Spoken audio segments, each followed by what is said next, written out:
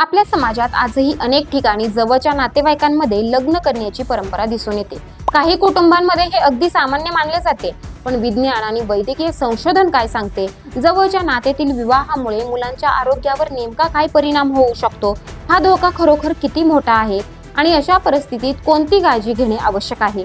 आज आपण याबद्दल सविस्तर आणि सोप्या भाषेत समजून घेणार आहोत। नमस्कार, मी आरती। आपण पाहत आहात फिलिंग्स मनातल्या। सर्वप्रथम जवळच्या नातेवाईकांमध्ये लग्न म्हणजे काय हे समजून घेऊया।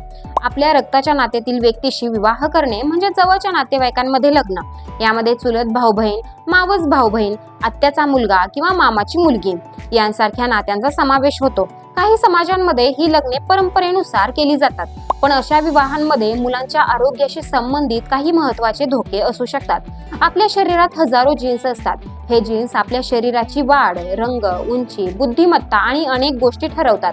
काही वेळा एखाद्या व्यक्तीकडे एखादा दोषयुक्त किंवा बदललेला जीन असतो, पण तो फक्त वाहत असतो, म्हणजे त्या व्यक्तीला कोणताही आजार नसतो। समस्या तेव्हा निर्माण होते जेव्हा आई आणि वडील दोघांकडेही तोच दोषयुक्त जीन असतो। जवळच्या नात्यातील व्यक्तींमध्ये अनेक जीन्स समान असण्याची शक्यता जास्त असते। त्यामुळे जर दोघे एकाच अनुवांशिक दोषाचे वाहक असतील तर त्यांच्या मुलांमध्ये तो दोष दोघांकडून येण्याची शक्यता वाढते। यामुळे मुलांना अनुवांशिक आजार होण्याचा धोका सामान्य विवाहांपेक्षा अधिक असतो।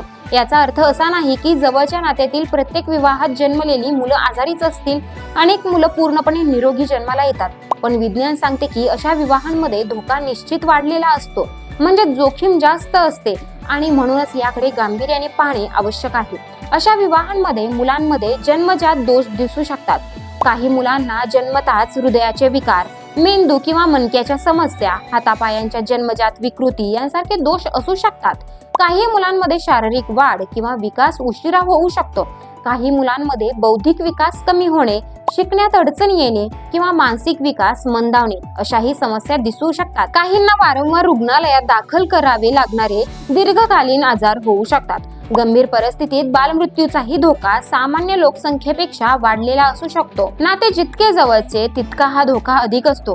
उदाहरणार्थ सख्खे भाऊ बहीण किंवा पालक मूल यांसारखी नाती अत्यंत उच्च जोखमीची असतात आणि अशा विवाहांना कायद्यानेही परवानगी नसते। नंतर चुलत, मावस किंवा आत्या मामाच्या मुलांमध्येही विवाहांमध्ये सामान्य लोकसंख्येपेक्षा अनुवांशिक विकारांचा धोका वाढतो। नाते अधिक दूर जात गेले की हा धोका कमी होत जातो। जवळच्या नात्यातील विवाहांमध्ये काही विशिष्ट अनुवांशिक आजार जास्त प्रमाणात दिसू शकतात। उदाहरणार्थ थॅलेसेमिया, सिकल सेल रोग, काही प्रकारचे बौद्धिक अपंगत्व, ऐकण्याचे किंवा दृष्टीचे विकार, काही चयापचयाशी संबंधित म्हणजेच मेटाबॉलिक आजार, तसेच जन्मजात हृदय विकार। अर्थात प्रत्येक कुटुंबामध्ये हेच आजार होतील असे नाही। कोणता आजार होऊ शकतो हे त्या कुटुंबातील अनुवांशिक इतिहासावर अवलंबून असते। मग अशा परिस्थितीत काय करावे? सर्वात महत्त्वाचे म्हणजे शक्य असल्यास जवळच्या नात्यातील विवाह करणे टाळणे हा उत्तम पर्याय आहे।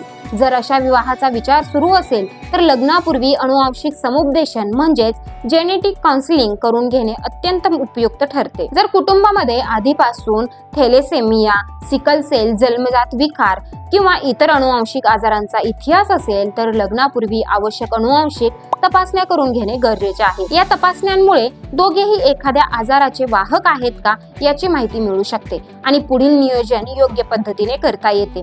तसेच गर्भधारणेपूर्वी डॉक्टरांचा सल्ला घेणे, आवश्यक तपासण्या करणे आणि गर्भधारणेनंतर नियमित प्रसूतीपूर्व तपासण्या करून घेणे हे तितकंच महत्त्वाचं आहे।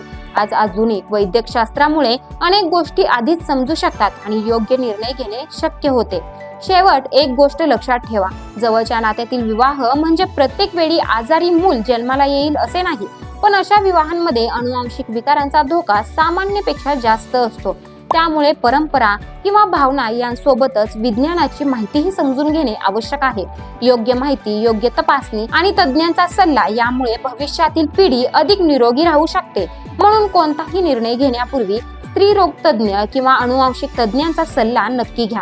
माहितीपूर्ण निर्णय म्हणजेच निरोगी कुटुंबाची आणि निरोगी भविष्यासाठीची खरी सुरुवात। व्हिडिओ आवडल्यास लाईक करा, शेअर करा आणि चॅनलला सबस्क्राईब करायला विसरू नका। धन्यवाद।